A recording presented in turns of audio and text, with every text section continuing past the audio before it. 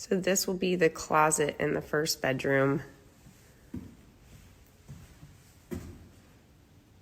Nice big window letting in natural light to this bedroom.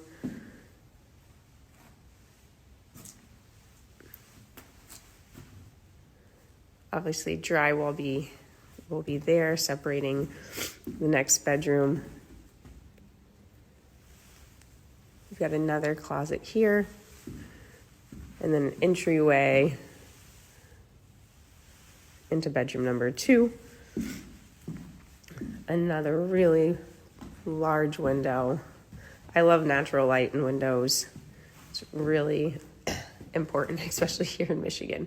We don't have too many sunny days. We've got a lot of gray.